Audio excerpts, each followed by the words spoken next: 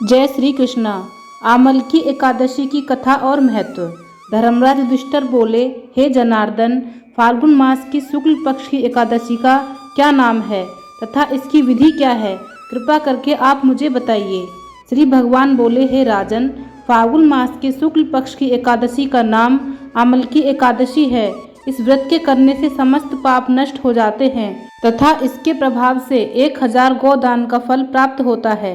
इस व्रत के करने से समस्त पाप नष्ट हो जाते हैं। हे राजन, अब मैं आपको महर्षि वशिष्ठ जी द्वारा मानधाता को सुनाई पौराणिक कथा के बारे में बताता हूँ। आप इसे ध्यानपूर्वक सुने। राजा मानधाता बोले कि हे वशिष्ठ जी, यदि आप मुझ पर कृपा करें तो किसी ऐसे व्रत की कथा कहिए जिससे मेरा कल्याण हो। महर्षि वशिष्ठ जी बोले कि हे राजन, सब व्रतों से उत्तम और अंत में मोक्ष देने वाले आमलकी एकादशी के व्रत का मैं वर्णन करता हूँ। यह एकादशी फाल्गुन माह के शुक्ल पक्ष में होती है। एक वैदिश नाम का नगर था जिसमें ब्राह्मण, क्षत्रिय, वैश्य और शूद्र चारों वर्ण आनंद सहित रहते थे। उस नगर में सदैव वेद ध्वनि गूंजा करती थी तथा पापी, दुराचारी तथा नास्तिक उस नगर में कोई नहीं था। उस नगर में चैत्ररथ नाम का चंद्रवंशी राजा राज्य करता था। वह अत्यंत विद्वान तथा धर्मी था। उस नगर में कोई भी व्यक्ति दरिद्र व कंजूस नहीं था। वही नगरवासी विष्णु भक्त थे और आबाल वृद्ध स्त्री पुरुष एकादशी का व्रत किया करते थे। एक समय फाल्गुन मास के शुक्ल पक्ष की आमलकी एकादशी आई। उस दिन राजा, प्रजा तथा बाल वृद्ध सबने हर्षपूर्वक व्रत किया। राजा अपनी प्रजा के साथ मंदिर में जाकर पूर्ण कुंभ स्थापित करके धूप, दीप, नैवेद्य, पंचरत्न आदि से धात्री आंवले का पूजन करने लगे और इस प्रकार स्तुति करने लगे, हे धात्री, तुम ब्रह्मा स्वरूप हो, तुम ब्रह्मा जी द्वारा उत्पन्न हुए हो और समस्त पापों का नाश करने वाले हो। तुमको नमस्कार है। अब तुम मेरा अर्घ्य स्वीकार करो। तुम श्री रामचंद्र जी द्वारा सम्मानित हो। मैं आपकी प्रार्थना करता हूँ, अतः आप मेरे समस्त पापों का नाश करो। उस मंदिर में सबने रात्रि का जागरण किया। रात के समय वहाँ एक बहेलिया आया जो अत्यंत पापी और दुराचारी था।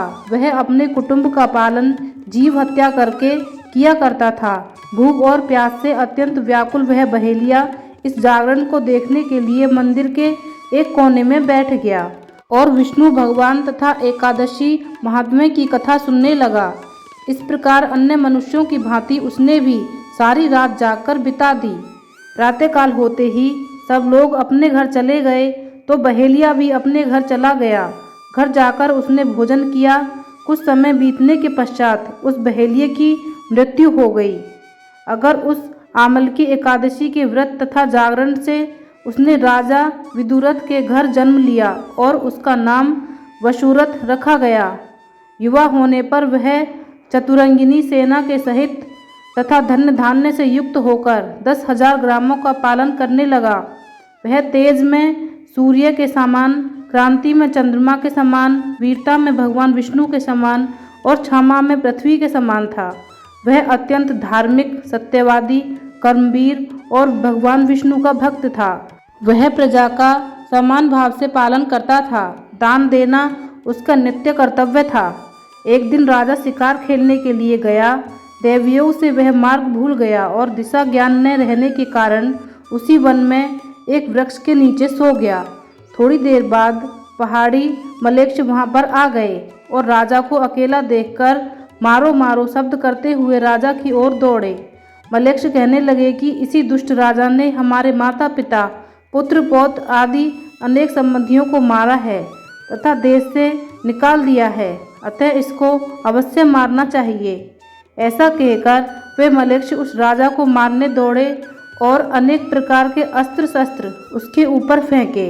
वे सब अस्त्र शस्त्र राजा के शरीर पर गिरते ही नष्ट हो जाते और उसका वार पुष्प के समान प्रतीत होता। अब उन मलेच्छों के अस्त्र शस्त्र उल्टा उन्हीं पर प्रहार करने लगे, जिससे वे मूर्छित होकर गिरने लगे। उसी समय राजा के शरीर से एक दिव्य स्त्री उत्पन्न हुई। वह स्त्री अत्यंत सुंदर होते हुए भी उसकी भुकटी टेढ़ी थी। उसकी आंखों से लाल लाल अग्नि निकल रही थी, जिससे वह दूसरे काल के समान प्रतीत होती थी।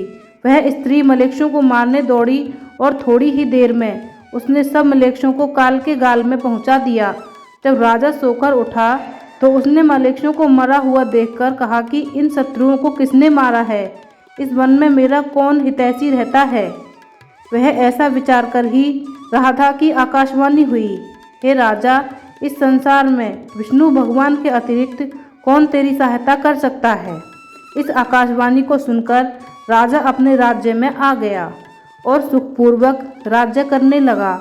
महर्षि वशिष्ठ बोले कि हे राजन, यह आमल की एकादशी के व्रत का प्रभाव था। जो मनुष्य इस आमल की एकादशी का व्रत करते हैं वे प्रत्येक कार्य में सफल होते हैं और अंत में विष्णु लोक को जाते हैं। जय श्री कृष्णा। ऐसी ही और वीडियो के लिए हमारे YouTube चैनल को सब्सक्राइब जरूर कीजिएगा। धन्यवाद।